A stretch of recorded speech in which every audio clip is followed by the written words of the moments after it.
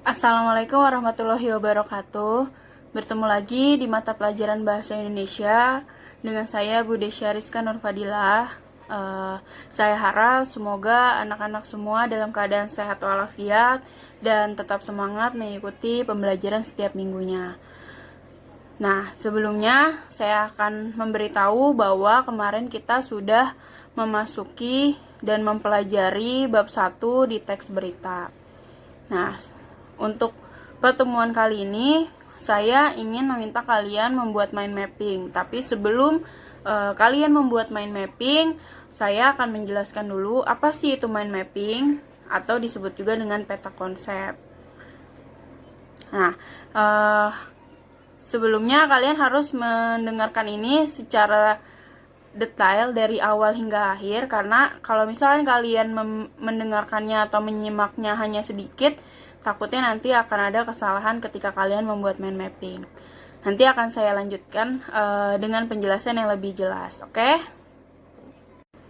Nah, kalau kemarin kita sudah membahas tentang pengertian teks berita, struktur, terus unsur-unsur dan tujuan teks berita, mungkin nanti di dalam mind mapping ini kalian akan menjelaskan tentang beberapa materi yang belum saya bahas. Jadi nanti kalian tulis dengan cara membuat mind mapping. Nah, bisa kalian lihat nanti di video yang sudah saya berikan foto contoh mind mapping. Di situ sudah saya buat sendiri bagaimana cara membuat mind mapping. Nah, sebelumnya itu mind mapping itu sama saja dengan merangkum atau meringkas. Tetapi yang dituliskan atau bentuknya lebih menarik daripada merangkum yang isinya hanya sebuah kata-kata atau kalimat saja. Nah, bisa kalian lihat di videonya itu atau di fotonya itu, bentuk mind mapping itu lebih berwarna, lebih berbentuk, serta menarik dibacanya. Jadi kalian merangkum dengan cara modelnya itu lebih menarik untuk dilihat. Kalian amati dulu foto tersebut bahwa bentuk mind mapping itu seperti itu. Nah, kalian lihat di situ ada mind mapping yang menjelaskan tentang materi bab 1. Itu hanya contoh ya. Contoh saja, karena materinya sudah saya berikan di minggu kemarin. Itu salah satu contoh dari mind mapping materi bab 1 teks berita. Jadi nanti kalau kalian saya suruh, kalian membuat materi bab 2, misalkan teks deskripsi contohnya. Nah, di bagian tengah itu kalian tulis materi bab 2 teks deskripsi. Nah, kalau di situ saya tulis materi bab 1 teks berita. Nah, kenapa saya tulis seperti itu? Itu menandakan bahwa di dalam mind mapping ini akan berisi penjelasan atau penjabaran materi bab 1 teks berita. Nah, nanti di situ kalian lihat ada panah-panahnya. Nah, panah-panahnya itu adalah tanda penjabaran dari materi-materi teks berita atau yang mencakup di dalam teks berita. Jadi, semua yang saya tulis di sini semuanya ada di buku paket. Jadi, kalian gimana sih, Bu? Cara tahu apa saja yang ada di teks berita, kalian lihat di buku paketnya. Sama saja ketika kalian merangkum, kalian juga menulis hasil ringkasannya itu dari teks yang ada di buku paket kalian. Nah, kalian lihat di panah yang atas itu, saya menuliskan pengertian teks berita. Nah, di situ saya memberikan panah bahwa di dalam materi bab 1 ada pengertian teks berita. Apa itu teks berita? Teks berita adalah teks yang memaparkan informasi mengenai suatu kejadian atau peristiwa yang bersifat aktual dan terkini. Nah, di situ saya jelaskan bahwa teks berita itu pengertiannya seperti itu. Saya tunjuk dengan panah yang kalian lihat di situ ada kotak berwarna kuning. Nah, itu adalah pengertian teks berita. Lalu selanjutnya ada panah yang berwarna kuning yang ada di samping. Nah, itu ada tulisan struktur teks berita. Maksudnya di dalam teks berita ada strukturnya nih.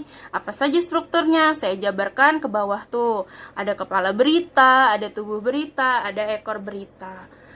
Nah, caranya seperti itu. Jadi ringkasannya lebih tidak banyak tulisan tapi menarik juga. Nah, terus sudah saya jabarkan strukturnya. Saya jabarkan di bawah ada tuh tujuan teks berita.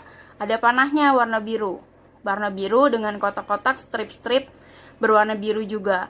Nah, di situ saya tuliskan bahwa tujuan berita itu seperti apa. Saya tulis di situ. Nah, itu semua ada di dalam buku paket. Jadi kalian tidak usah bingung, kok Ibu dari mana materinya yang saya tuliskan. Nah, itu ada di buku paket kalian. Terus ada panah juga yang bertuliskan unsur-unsur berita. Nah, itu adalah penjabaran bahwa teks berita itu memiliki unsur-unsur. Unsur-unsurnya apa aja ditulis, ada 5W plus 1H. Nah, itu dijabarkan di bawah. Jadi, itu cara meringkas dengan mind mapping atau peta konsep. Jadi, kalau saya bilang, ringkaslah dengan cara membuat mind mapping materi bab 2. Nah, bentuknya seperti ini, tapi nanti materinya yang berbeda. Kalau ini adalah materi teks berita. Nah, nanti saya minta kalian membuat materi teks deskripsi misalkan. Contoh ya. Nah, kalian harus cari apa saja sih tentang teks deskripsi itu, pengertiannya, tujuan, atau kalau ada strukturnya kalian masukkan strukturnya, kalau ada unsurnya kalian masukkan unsurnya. Nah, tapi bentuknya seperti ini, mind mapping, bukan lagi meringkas dengan kalimat yang begitu banyak di buku tulis yang akhirnya tidak terbaca atau tidak menarik untuk dibaca. Seperti itu ya. Nah, kalian sudah lihat bahwa contoh mind mapping seperti itu. Terus apa saja sih yang bisa dicatat di dalam mind mapping atau peta konsep?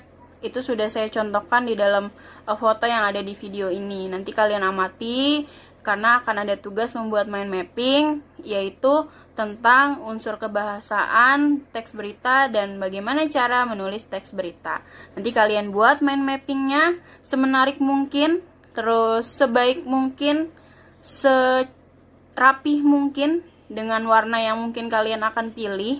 Jadi nanti kalian membuat mind mapping itu dulu sebagai permulaan kalian membuat mind mapping, karena mungkin sebelumnya tidak pernah membuat mind mapping, kalian hanya merangkum dengan cara menulis saja, sampai akhirnya tulisannya tidak menarik untuk kalian baca lagi ketika kalian menghadapi ujian.